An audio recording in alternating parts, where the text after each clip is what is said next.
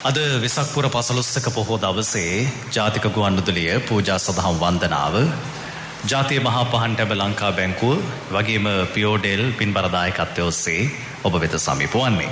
උදෑසන 8 ධර්මානුශාසනාව සිදු කරන්නට යෙදුණු අපේ ශාස්ත්‍රපති අටදුලවත්තේ චන්දසිරි ස්වාමීන් වහන්සේගේ ධර්මානුශාසනාවෙන් අනතුරුව අපේ ධර්ම සාකච්ඡා මණ්ඩපයටයි දැන් සම්බන්ධ වන්නේ. අප මතක් කරන්නට කැමති දවස මුරුල්ලේ සියලු වැඩසටහන් ජාතික ගුවන්විදුලියේ ස්වදේශීය සේවයෙන් විසුරා හැරීමේදී විහාරස්ථ දායකත්වයේ වෙනුවෙන් බෙලාජියෝ ආයතනයේ කොල්ලුපිටිය, එවැගේම 99X ආයතනයේ වාලුකාරාම කොල්ලුපිටියේ, මෙරයින් ට්‍රාන්ස්පෝර්ට් සර්විස් ආයතනය, සුරත් වික්‍රමසිංහ ඇසෝසියේට් ආයතනය, ඒකම පෑන් ඒෂියා බැංකුව මේ ආයතනත් විහාරස්ථානයේ වෙනුවෙන් දායකත්වය ගෙන කටයුතු කරනවා.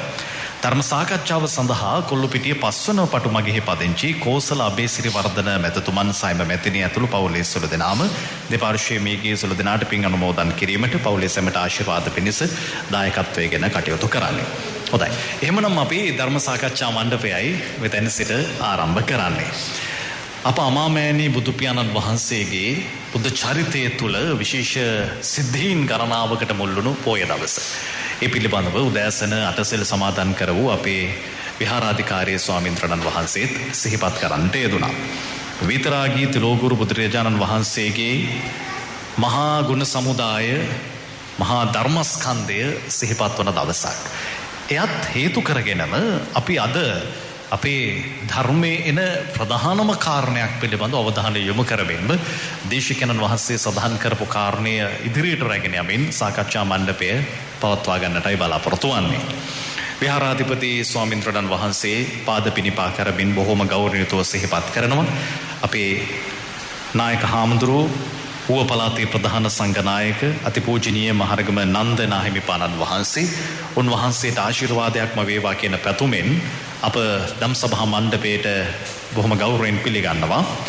පිළියන්දල නිවන්තිඩිය මහින්ද්‍රාරාම පුරාණ විහාර කෘත්‍යාධිකාරී රාජකීය පණ්ඩිත ශාස්ත්‍රවේදී පූජ්‍යපාද බුලත් සිංහල සිරි ඥානරතන ස්වාමීන් වහන්සේ, ඒ වගේම ධම්සභා මණ්ඩපයේට පැමිණ සිටිනවා ජාතික ගුවන්විදුලියේ නිතර වැඩසටහන් වලදී අපට මුණ ගැසෙන කොළඹ විශ්වවිද්‍යාලයේ ශ්‍රීපාලි මණ්ඩපයේ ජනමාධ්‍ය අධ්‍යනාංශයේ මහාචාර්ය ධර්මකීර්ති ශ්‍රී රංජන් මහත්මයා. ඔබතුමාණන්ත් බොහොම ගෞරවයෙන් ආයුබෝවන් කියලා පිළිගන්නවා. හොඳයි, අපි දැන් ධම්සභා මණ්ඩපයේ ප්‍රධානම මාතෘකාව අද අපේ බුදු පියාණන් වහන්සේ, අපේ හාමුදුරුවෝ, අපේ බුදුරජාණන් වහන්සේ අපට පෙන්වා දුන්නු චතුරාර්ය සත්‍ය ධර්මයෙන් ආරම්භ වෙලා පටිච්ච සමුපාදය දක්වා වූ කාරණා පෙළ ගැස්වීමේදී නිවැරදි ජීවිතයක් පවත්වා ගැනීම ගැන තමයි අපි කතා කරන්නේ. හේතුඵල දහම පටිච්ච සමුපාදය ඔස්සේ ජීවිතයේ දෙස යලි හැරී බැලීමට ආරම්භයක් සකසා ගැනීම. අපේ හාමුදුරනේ ජීවිතය දිහා බලන්න අපි තරම් උත්සාහ කළත් අපි ජීවිතයේ කෙනෙක්ට හිතෙන්නට පුළුවන් අපි එහෙ මෙහෙ සැරිසරනවා වැඩි කියලා. හැබැයි මේ පටිච්ච සමුපාදය කියන වචනාර්ථය තුලම හිතිබෙන ප්‍රධාන කාරණා 12ක් ගැන කියවෙනවා. අපිට විග්‍රහ කරන්න අවස්ථාව ලැබෙවි ඉදිරියට. වචනාර්ථය ගැන ටිකක් පැහැදිලි කරලා එමු. යම් යම් තැන්වලදී ස්වාමින් වහන්සේ අසන්ට දක්නට මටත් ලැබිලා තිබෙනවා. මේක වැරදි විදිහටත් අර්ථකථනය කරලා තියෙන ස්වරූපයක් තියෙනවා. අර පටිච්ච කියලා අර්ථකථනය කිරීම තියෙනවා. අපේ ඔබ වහන්සේට ආරාධනා කරනවා මේක නිවැරදිව අර්ථකථනය කරලා සාකච්ඡාව පවත්වාගෙන යමු. තෙරුවන් සරණයි හැම දිනාටම.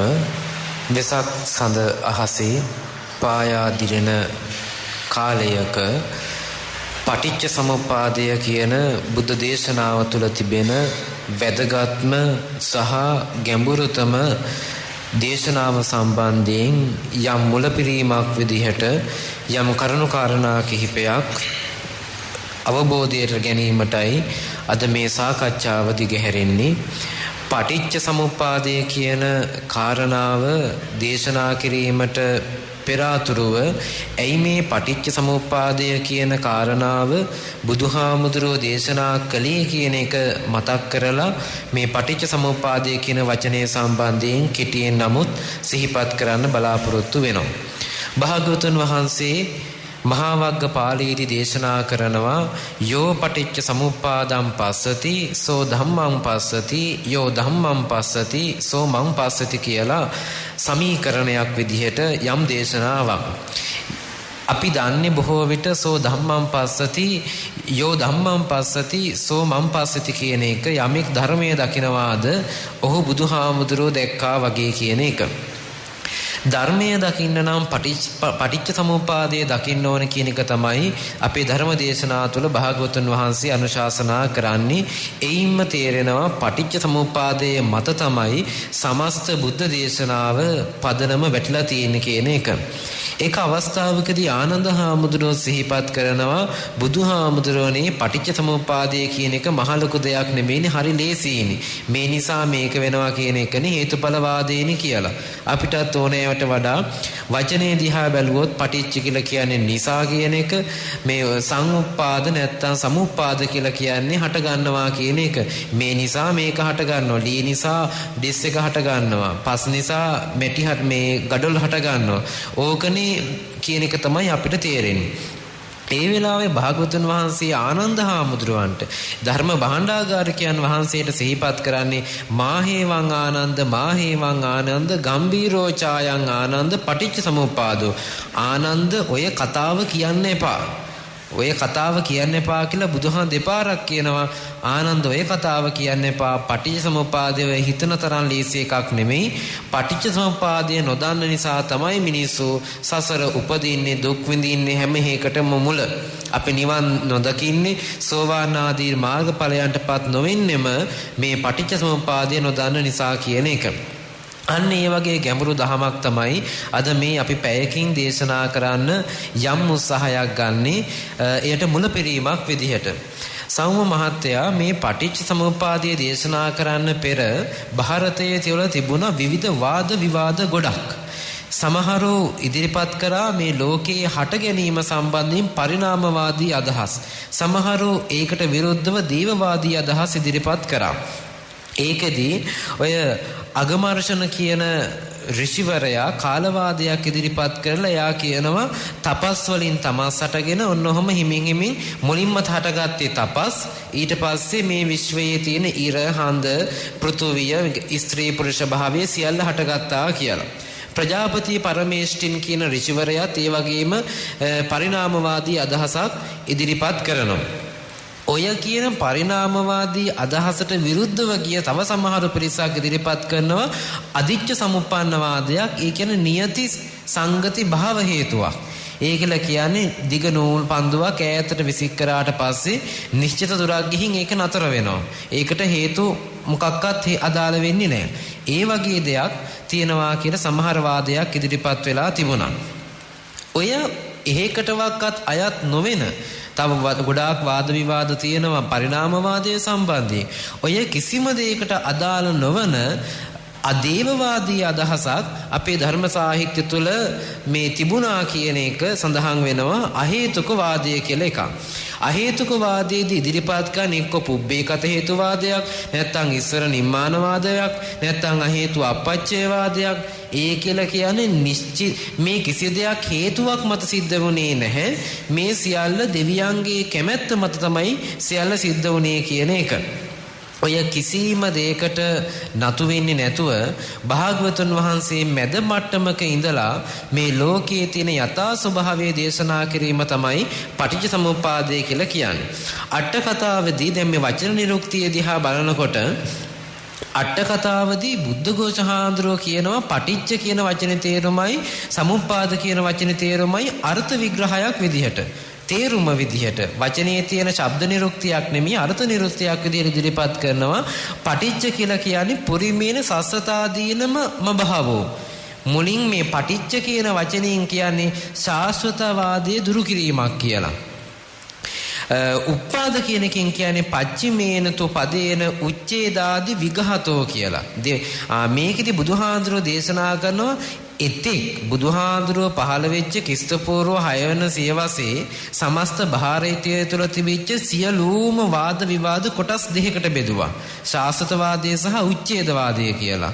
බුදුහාමුදුරුව මේ පටිච්චසමුප්පාදය කියන වචනේ පාවිච්චි කිරීම තුලින්ම අර සියලු මතවාද ටික දිදරා හැරලා බුදුහාමුදුරුව මධ්‍යම ප්‍රතිපදාවක් ඉදිරිපත් කළා කියන එක බුද්ධඝෝෂ හාමුදුරුව ඉදිරිපත් කරනවා. පටිච්ච කියන එකෙන් ශාස්ත්‍රවාදයත් උපාද කියන එකෙන් උච්ඡේදවාදයත් ප්‍රතික්ෂේප කරා කියන එක.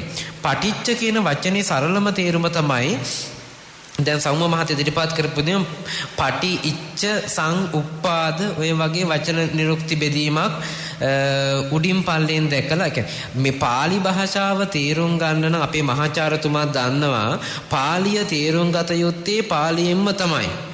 පාලියෙන් තියෙන දෙයක් සිංහලෙන් තේරුම් ගන්න ගියොත් එහෙම ඒක වර්ධිනවා. දැන් අපි අහෝසි කර්ම කියලා කියන්නේ අපි අහෝසි කියලා කියන්නේ ඩිලීට් කියන එකටනේ.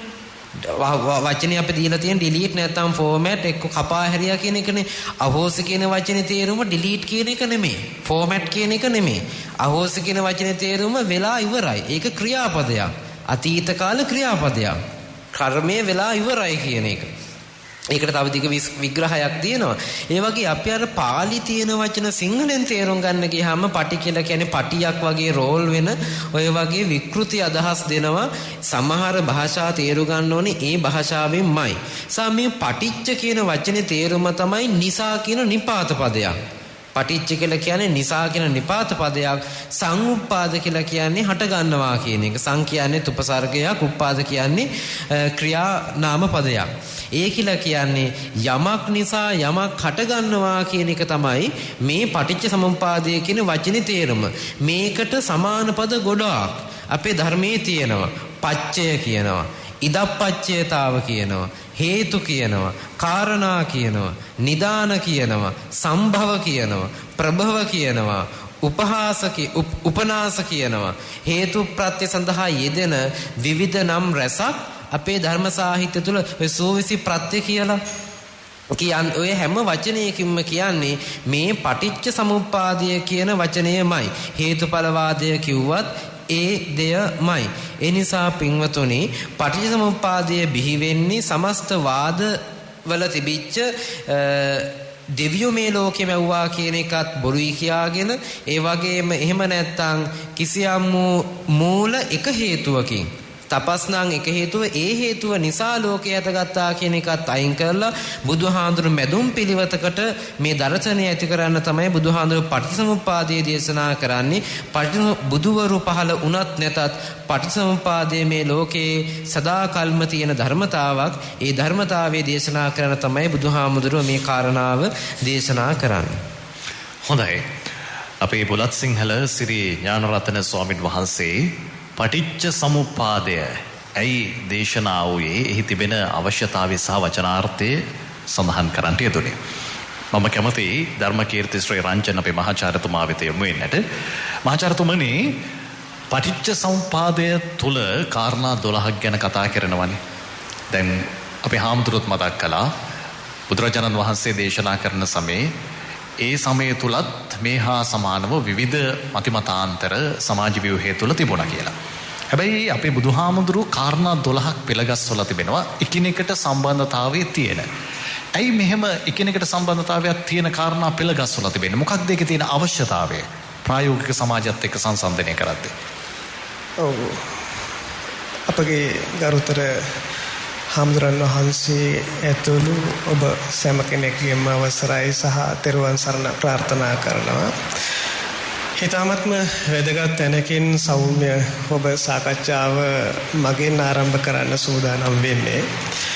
අපගේ ගරුතර හාමුදුරන් වහන්සේ විශේෂයෙන්ම හේතුක වාදීය ප්‍රවේශයකටත් වඩා හේතුවාදී සහ ප්‍රත්‍ය කේන්ද්‍රීයව හටගන්නා වූ මූලධර්මමය භාවිතා මූලිකව පටිච්චසමුප්පාද ධර්මය සහ හේතුඵල දර්ශනය පිළිබඳව සාකච්ඡා කරන්නට උත්සාහ ගත්තා. මම හිතන්නේ මේ ආරම්භය අපගේ ජීවිතයට වැදගත්. මේක ජීවන කාරණාවක්. මේක ජීවිත ප්‍රතිපදාවක්. ජීවිත කාරණාව නිවැරදිව චර්යාත්මක කාරණාවන්ට එකතු කරගන්නකොට එය ප්‍රතිපදාවක් බවට පරිවර්තනය කරගන්නකොට අපට පුළුවන්කම තියෙනවා අපේ බලාපොරොත්තු වන ජීවිත අපේක්ෂාව කරා ලං වෙන්න. මං හිතන්නේ අපි බලාපොරොත්තු වෙන්නේ නිවන කියන ප්‍රබලතම සංකල්පය. නිවන කියන වචනේ ඉතාමත්ම බරපතල වචනයක්. ඒ කියන්නේ හොයාන කියන වචනය නි කියන උපසර්ගය පූර්ව වෙමින් ගොඩනගනකොට මං හිතන්නේ තෘෂ්ණාවෙන් අයින් වීමේ කාරණාව නිවාරණය වීමේ කාරණාව එතන තියෙනවා. ඉතින් පටිච්ච සමුප්පාදය මේ ප්‍රධානයි. එනිසා අවිජ්ජා පත්‍ය සංඛාරා සංඛාර පත්‍ය විඥානං විඥාන පත්‍ය නාම රූපං නාම රූප පත්‍ය සලආයතනං සලආයතන පත්‍ය පස්සෝ පස්ස පත්‍ය වේදනා වේදනා පත්‍ය ආදී මේ වශයෙන් ජාති ජරා මරණ ආදී මේ වශයෙන් දේශනා කළා තියෙනවා. අපගේ සාහිත්‍යය තුළ තියෙනවා. ආරම්භයම ගොඩනැගෙන්නේ අවිජ්ජා කියන වචනය මූලිකව. අවිද්‍යාවට පුළුවන් ගොඩාක් සම්බන්ධතා හදන්න. අවිද්‍යාව මූලික වන තැන අපිට නිවැරදිව යථාව පේන්නේ නැහැ. යථාව කියන තැන සරල එකක් නෙමේ. සත්‍ය තියෙන තැන. ඇත්ත කොතනද තියෙන්නේ? සත්‍ය එතන තියෙනකොට සත්‍ය කොතනද තියෙන්නේ? යථාව එතන තියෙනකොට අපිට රියල් වර්ල්ඩ් එකක් දකින්න පුළුවන්කම තියෙනවා. ඇත්ත ලෝකයක් දකින්න පුළුවන්කම තියෙනවා. එනිසා පටිච්ච සමුප්පාදයේ මූලිකතම ප්‍රවේශය ඇත්ත හොයාගෙන යාම, සත්‍ය හොයාගෙන යාම. සත්‍ය කවදාවත් හොයන්න පුළුවන් කමක් ලැබෙන්නේ නැහැ අවිද්‍යාව තියෙනවා නම්. එනිසා අවිද්‍යාව තමයි පළවෙනිම කාරණාව. අවිද්‍යාව නිෂ්පාදනය කරනවා සංස්කාර. ඊ타ත්ම ප්‍රබලයි. සංස්කාර කියන වචනය මං හිතන්නේ අපගේ හාමුදුරුවෝ නිර්වචනය කරයි.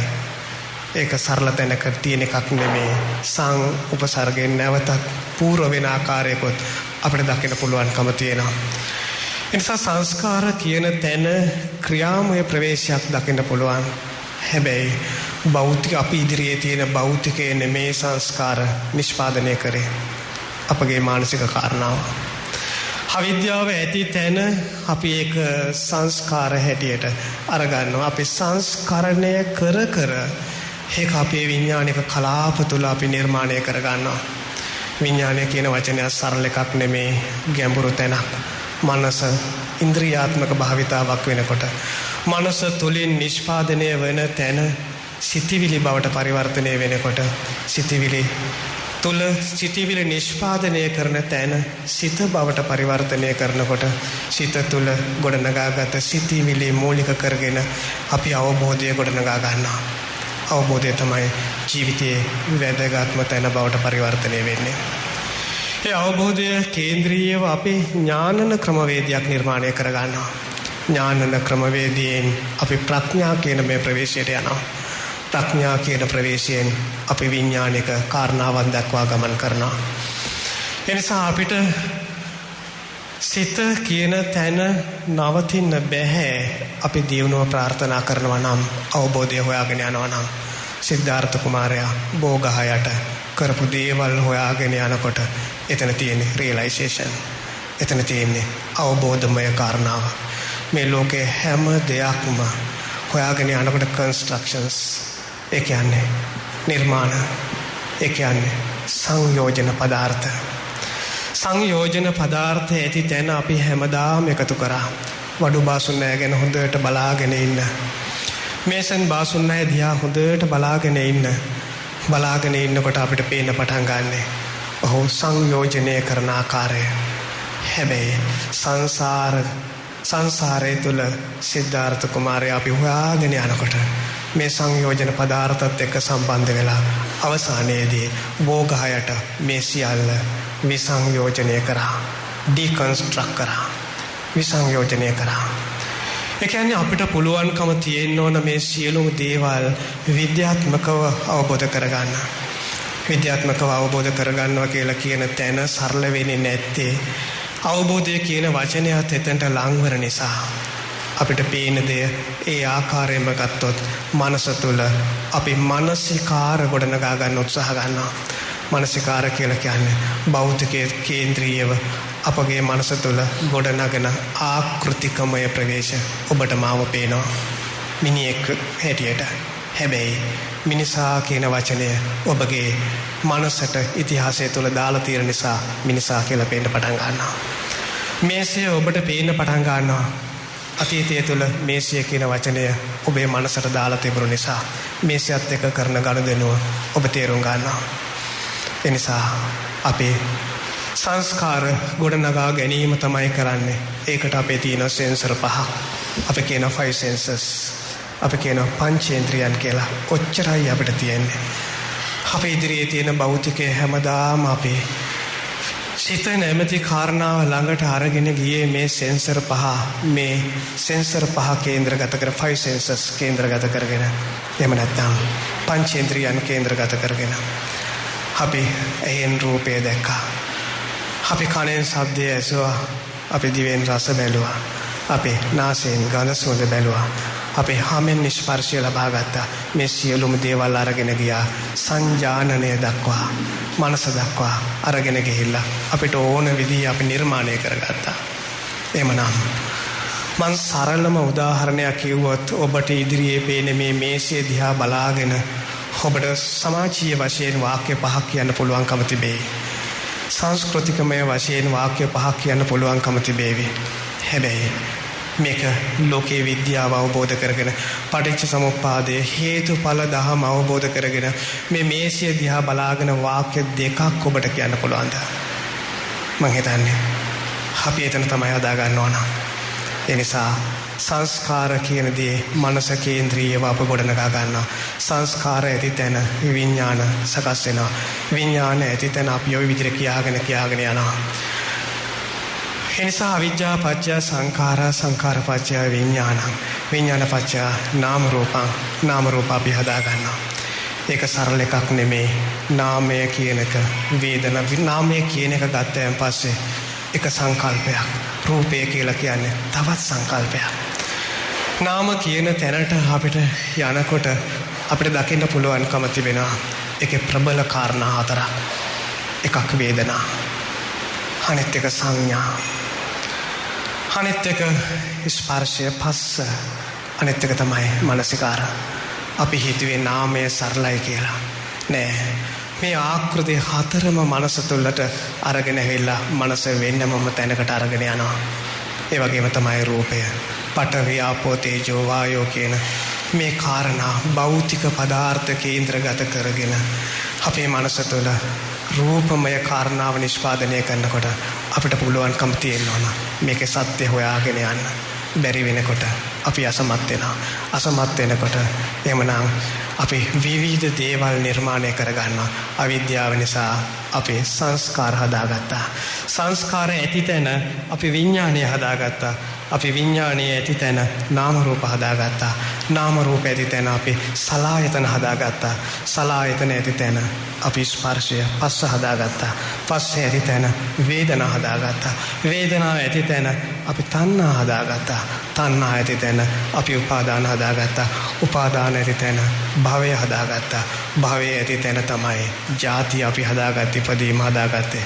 ඉපදීච්ච තැන අපිට ගොඩාක් දේවල් තියෙනවා. ශෝක පරිදේව දුක්ඛ දෝමනස්ස මරණ සියල්ලම අපි සතු කරගෙන තියෙනවා. මේ සියල්ලේම උරුමකාරය අපි මොකක් නිසාද? මනසෙහි අවිද්‍යාත්මක බව නිසා. ඒ නිසා ලෝකය හොයන්න අපිව බුදු සමය තුළ ලස්සන තැන් වලට ගෙනත් තිබ්බා. අවබෝධ කරගත යුතු තැනකට ගෙනත් තිබ්බා. ඒ තමයි පටිච්ච සමුප්පාදය. ඒ වචනය ඊ타ත්ම ගැඹුරුයි. මේක ඇතුලේ තියෙන ක්‍රියාමය ප්‍රවේශය ඊ타ත්ම ගැඹුරුයි. ඒ නිසා අපි හොයාගෙන යමු අපේ ලෝකය. අපි හොයාගෙන යමු අපි හොයාගෙන යමු අපි ඉදිරියේ තියෙන භෞතික ලෝකය. ඒ සියල්ලම යථාව සම්බන්ධ හොයනකොට අපි පටිච්ච සමුප්පාදයට ලං වී ඇති බව අපට පේන්න පටන් ගන්නේවි. අපේ මහාචාර්යතුමන් ධර්මකීර්ති ශ්‍රී රංජන් මහත්මයා ජීවිතේ ගලාගෙන යාම අවසානයේ පටිච්ච සමුප්පාදය කාරණා 12 ගැන විග්‍රහ කරද්දී අපිට දැනුනේ මේ එකිනෙකට එකක් සම්බන්ධයිනේ. ශ්‍රී ඥානරත්න ස්වාමීන් වහන්සේ බුලත් සිංහල ශ්‍රී ඥානරත්න ස්වාමීන් වහන්සේ පටිච්ච සමුප්පාදය මෙනෙහි කරද්දී දැන් අපි හැමෝම ගිහියන් විදිහට කාමභෝගී ජීවිත ගත කරන්නේ. පරිසරයත් එක්ක ජීවත් වන්නේ. පරිසරයේ අනුව අපේ සිතුම් පැතුම් දැන් වෙනස් වෙලා තියෙනවා. අපේ ක්‍රියාකාරකම් වෙනස් වෙලා තිබෙනවා. හැබැයි අවසානයේ අපි නිර්වාණ සෝයත් ප්‍රාර්ථනා කරනවා.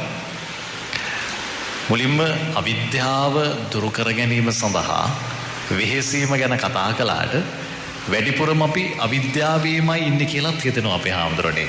ඔය කාරණා 12 ගැන වෙන කතා කරන්න ගියොත් අපිට මේ කාලය ප්‍රමාණවත් නොවන නිසා අවිද්‍යාව දුරු කරගන්නේ කොහොමද අපේ හාමුදුරනේ?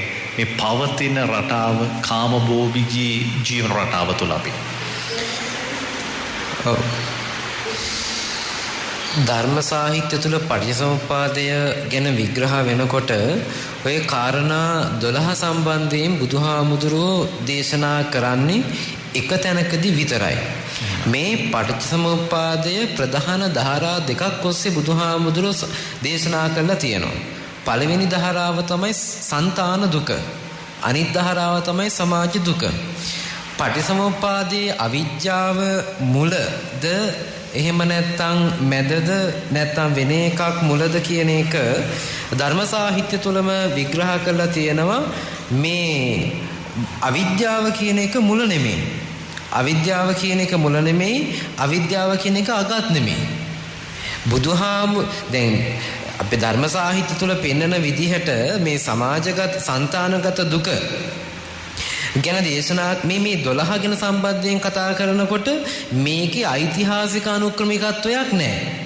ඒ කියන්නේ බුදුහාමුදුරන්ට ඉස්සෙල්ලා හෝ බුදුහාමුදුර අවිද්‍යාව තමයි මුලින් හටගත්තේ පස්සේ සංස්කාර කියන එක ඒක නියම පිළිවෙලක් නෙමෙයි. අර දෙයක් කියන්න ඕන නිසා බුදුහාමුදුර අවිද්‍යාව මුලට ගත්ත තාර්කික අනුක්‍රමිකත්වයක් මත මිස එය සත්‍යෙමම නෙමෙයි. තාර්කික අනුක්‍රමිකත්වයක් විතරයි අවිද්‍යාව මුලයි කියන එක තියෙන්නේ. අටුවාවේ පැහැදිලිවම කියනවා අවිද්‍යාව මේ මුල නෙමෙයි කියන එක. අටුවාව විග්‍රහ කරලම තියෙනවා. අපි ගොඩක් වෙලාවට දකින්නේ එක දෙයකට එක හේතුවක්. දැන් මේ ළඟදී ඔය හැටන් වල බස් එකක් පෙරලිච්ච එකේ අපි දකින ප්‍රධානම හේතුව තමයි තිරිංග තද නොවීම. වෛද්‍ය වාර්තාවල ඉදිරිපත් කරන තිරිංග තද නොවීම තමයි ප්‍රධාන හේතුව. නැත්තම් මොකක් හරි ප්‍රධාන ආසන්න හේතුවක්. බුදුහාමුදුරන්ගේ දේශනාව තුළ දේශනා කරන්නේ එක හේතුවක් නෙමේ සමස්ත හේතු සමුදායක් තියෙන්න පුළුවන් කියන එක. ඔය පටිච්චසමුප්පාදයේ సంతాන දුක ගැන කතා කරනකොට දැන් ඒකෙදි එක අවස්ථාවකදී බුදුහාමුදුරුවෝ අංග 12ක් විදිහට මේ දේශනා කරන සමස්ත දේශනාව මේ පටිච්චසමුප්පාදයේ ප්‍රධාන සමීකරණ 4කින් ඉදිරිපත් කරන ප්‍රසිද්ධ සමීකරණ 4 තමයි ඉමස්මින් සති ඉදං හෝති ඉමස්ස උප්පාදා ඉදං උප්පජ්ජති ඉමස්මින් අසති ඉදං න හෝති ඉමස්ස නිරෝධා ඉදං නිරුජ්ජති කියන. ඒක විද්‍යාත්මකව කිව්වොත් එහෙම අපිට කියත හැකි ආ ඇති විට ආයත නැති විට ආනත ඔය කියන අයන්න සමීකරණයක් විදිහට දාලා කියන්න පුළුවන්. එකට එකක් සම්බන්ධයි. එකට එකක් සම්බන්ධයි. මේක විද්‍යාත්මක සමීකරණයට 100%ක් සාධාරණයි. 100%ක් ගැලපෙන විද්‍යාත්මක සමීකරණයට. හැබැයි අපිට කවදාවත් මේ විද්‍යා ඥානය මත පිහිටලා බුදුහාමුදුරන්ගේ සර්වතා ඥානයට සහතිකයක් අපිට දෙන්න ඕනේ නැහැ. බුදුහාමුදුරුවන්ගේ මේ දේශනාව තුළ තියෙන මේ හේතුව මේ සමීකරණය දිහා විතරක්ම බලලා අපි තේරුම් ගන්න ගියොත් එimhe සමස්තයට මොක දාන්න ගියොත් අපි වරද්ද ගන්න පුළුවන් සර්. දැන් උදාහරණ විදිහට එක මේ බුදුහාමුදුරන්ට පස්සේ බිහිවිච්ච තාර්කිකයෝ ඉදිරිපත් කරා තර්කයක්. දැන් පොල් ගෙඩිය ඇති විට පොල් ගහ ඇත කියලානේ අපි කියන්නේ. ප්‍රධාන හේතුව තමයි පොල් ගෙඩිය තමයි හේතුව, ඵලය තමයි ගහ. එතකොට ඵලය නැති වෙච්ච පස්සේ ගෙඩිය නැති මේ හේතුව නැති වුනහම නැත්තම් පොල් ගෙඩිය නැති වුනහම ඵලය වෙච්ච ගහ නැති වෙන්න ඕනේ. දැන් මේ අපේ ලොකු පොල් ගහක යට හාරලා බැලුවොත් එහෙනම් පොල් ගෙඩිය තියෙනවද? පොල් ගෙඩිය නැහැනේ. හේතුව නැති වෙලා. ඒත් ඵලය තියෙනවා. ඒ නිසා තාර්කිකයෝ Hindu තාර්කිකයෝ අපිට පෙරලා ප්‍රතිපහාර එල්ල කරා පස්සේ බුදුහාමුදුරන්ගේ මේ සමීකරණය වැරදි කියලා. ඒකට පස්සේ අපේ ධර්මකීතිපාදයෝ වගේ අය බිම්බර ප්‍රතිබිම්බ න්‍යාය ආදී දේවල් ඉදිරිපත් කරලා ඔකට උත්තර සපයනවා. මේකෙදි මට කියන්න ඕන එකම කාරණාව තමයි අවිද්‍යාව සියල්ලටම මුල කියන එක තාර්කික හේතුවක්. නමුත් ඊට වඩා හේතු ගොඩාක් ඒකට තියෙන්න පුළුවන්. අවිද්‍යාව ඇති වෙන්නත් හේතුවක් තියෙන්න බෑ. අවිද්‍යාව හේතුව නම් අවිද්‍යාව මූල හේතුව වුණොත් බුදුදහමේ තියෙන බෞද්ධ දර්ශනීය වෙනස් වෙන්න ඕනේ, වැරදෙන්න ඕනේ. අවිද්‍යාව ඇති වෙන්නත් හේතුව තමයි මිනිස්සු ඇති වෙච්ච නිසා, භවය ඇති නිසා. ඒකට භවය මුලට ගන්න පුළුවන් අපිට. භවය තියෙන මනුස්සයා ඉපදිච්ච නිසා තමයි මිනිහට අවිද්‍යාව ඇති වෙන්නේ. ඒ නිසා භවය තමයි මුල. නිසා ඔකට මුලක් කොහෙවත්වත් ගන්න බෑ. මේ එකට එක සම්බන්ධ එකක්. මේක හරියට අපේ බුදුදහමෙම කියන්නේ මේ තනකොළ ගොඩක් වගේ. තනකොළ ගොඩක් වගේ නැත්නම් කුරුළු කූඩුවක් වගේ තමයි අවිද්‍යාව මේ සමාජයේ වෙලිලා තියෙන්නේ. ඒකේ මුලක් කොනක් ඉමක් පරතරයක් දකින්න බෑ. එසා බුදුහාමුදුරුවෝ දේශනා කරන්නේ කොහෙන් හරි එක තැනකින් මේක පටන් අරගෙන අවිද්‍යාවෙන් හෝ මේක පටන් අරගෙන මේක ලියා ගන්න ඕනේ කියන එක. එසා බුදුහාමුදුරුවෝ මේ සමීකරණයට අනුව සමස්ත මේ සියල්ල ශාස්ත්‍රීයත්වයට නොදා බුදුහාමුදුරුවෝ මේ කියන න්‍යාය හතර මත පිහිටලා මේ පටිච්චසමුප්පාදේ මේ සියල්ල හේතු සමவாயක එකතුවක් කියන එක අපි තේරුම් ගන්න එක තමයි අත්‍යවශ්‍යම කාරණාව. ඊළඟට ගොඩාක් වෙලාවට තියෙන්නේ දැන් පටිසමුපාදයේ තියෙන්නේ හේතුඵලවාදය වගේම මේකේ නෙගටිව් විග්‍රහයකුත් තියෙනවා. අවිද්‍යාව නැත්තම් සංස්කාරණය. අවිද්‍යාවත්ව නිරෝධෝ සංඛාර නිරෝධා. අවිද්‍යාව නැත්තම් මේ සංස්කාරණය කියලා බුදුහාඳුරු නෙගටිව් පැත්තකුත් ඉදිරිපත් කරනවා. මේක නැති කිරීමෙන් මේක නැති වෙනවා. මේක නැති කිරීමෙන් මේක නැති වෙනවා. ගොඩාක් වෙලාවට අපේ බෞද්ධ උපාසකයන්ට හිතාගෙන තවත් වැරදි දෙයක් තමයි අපි කරන්න ඕනේ අවිද්‍යාව නැති කරන එක විතරයි කියලා. කියන්නේ නෙගටිව් එක අයින් කරන එක විතරයි කරන්න ඕනේ කියන එක. හැබැයි ත්‍රිපිටකයේ ධර්ම විග්‍රහයම තියෙනවා අවිද්‍යාව නැති කරනවා වගේම අපි ඇති කර ගන්න ඕන හේතු. නිවනට යන මාර්ගය තුළ අවිද්‍යාව නිසා සංස්කාර ඇති වෙන හේතු බුදුහාමුදුරුවෝ ඉදිරිපත් කරලා බුදුහාමුදුරුවෝ තව මාර්ග දෙකක් ඉදිරිපත් කරනවා. අවිද්‍යාව නම් සංස්කාරට හේතු අවිද්‍යාව නැති කරන්න ඕනේ කියලා. නැති කිරීම වගේම ඇති කිරීම විදිහට පොසිටිව් පැත්තට බුදුහාඳුරෝ දේශනා කරනවා අවිජ්ජූප නිසා සංස්කාර ඇති වෙනවා වගේම ශ්‍රද්ධාව, ප්‍රමෝදය, ප්‍රීතිය, පස්සද්ධිය ආදී කුසල ධර්ම මේ පැත්තෙන් වැඩි කර ගන්න ඕනේ. අවිද්‍යාව මේ පැත්තෙන් යටපත් කරනවත් එක්කම. ඒකයි ධර්ම විග්‍රහය තුල තියෙන්නේ අවිද්‍යාව නැති කරනවත් එක්කම ඇති කරගත යුතු දේවලුත් තියෙනවා. ඒ ඇති කර ගැනීම මේ ලෝකයේ තියෙන පදාර්ථයන් ඉදප්පච්චේතාව හේතුඵලවාදයේ තේරුම් අරගෙන මේ හැම එකටම හේතුවක් තියෙනවා කියන එක අවබෝධ කරගෙන ඒ හේතුව නැති කරනවා වගේම අපි මේ පැත්තෙන් ඇති කරගත යුතු ධර්මතා ඇති කර ගැනීම තමයි වැදගත් වෙන්නේ සහ බුදුහාමුදුරන්ගේ දේශනාව තුළ අන්තර්ගත වෙලා තියෙන්නේ. කීර්ති ශ්‍රී රංජන් ඇතුරුතුමනි, ධර්මකීර්ති ශ්‍රී රංජන් ඇතුරුතුමනි, දැන් පටිච්ච සමුප්පාදය අපිට මේ කෙටි කාලේ විග්‍රහ කරගන්න ප්‍රමාණවත් නැහැ. නමුත් වර්තමාන සමාජ පවතින අපි නිතරම අහන දේවල් මේ ගෙවි ගිය දවස්වලත් මානසික ආතතියින් තත්වයන්, හිත නිරවුල් නැතිවීම, එක අරමුණකට එළඹ ගැනීමට තියෙන නොහැකියාව, මෙවැනි තත්වයන්, මෙවැනි අසහනකාරී තත්වයන් පටිච්ච සමුප්පාදයේ ඇසුරෙන් අපිට ටිකක් විග්‍රහ කරලා දෙන්න. කොහොමද අපි නිවහල් නිකලල් මනසක් තියාගන්නට ඕනේ කියලා? මම හිතන්නේ ඒක දීර්ඝයි. ඔබ ආරම්භ කරන තැන අපි හොයාගෙන ගියොත් දුක. මෙන්ටල් ස්ට්‍රෙස් වලට පුළුවන් ડિප්‍රෙෂන් දක්වා අරගෙන යන්න. ආතතිය තුල පුළුවන් බොහෝ දේවල් අපේ මනස තුළ අයින් කරලා දාන්න, නැති කරලා දාන්න, අපේ ගමන වළක්වන්න, මාර්ගය වෙනස් කරන්න. ඒ නිසා හිතන ඇති වෙන දේ හොයාගෙන ගියන් පස්සේ අපිට සෆරින් සිටුේෂන්, ඒ කියන්නේ වේදනාත්මක බවක් දැනෙන්න පටන් ගන්නවා. වේදනාව කියන තැන හොයාගෙන යනකොට අපිට තව පර්යාය පදයක් සමාන වචනයක් ගන්න පුළුවන්, දුක කියලා. අපි ඒ ගැන ටිකක් කතා කරමු. මම හිතන්නේ හාමුදුරුවෝ, අපගේ ගරුතර හාමුදුරුවෝ චතුරාර්ය සත්‍ය ගැන කතා කරනකොට තවත් ප්‍රබල සංකල්පයක් අපි ළඟට එකතු කරන්න පටන් ගත්තා. අපි මුලින් ආරම්භ කරේ අවිද්‍යාවේ සිට භවය, ජාති, ජරා, ව්‍යාධි දක්වා ගමන් කරන ආකාරය. දැන් අපිට තවත් තැනක් පේනවා. ඒ තමයි ප්‍රධාන සංකල්ප දෙකක් ගත්තොත් අපි ඉගෙනගෙන තියෙනවා. අපි දන්නවා එකක් අනුලෝම, අනිත් එක ප්‍රතිලෝම. කිසිවක් බෑ ඒක දිශානතික බවක සිට අපිට තේරුම් ගන්න.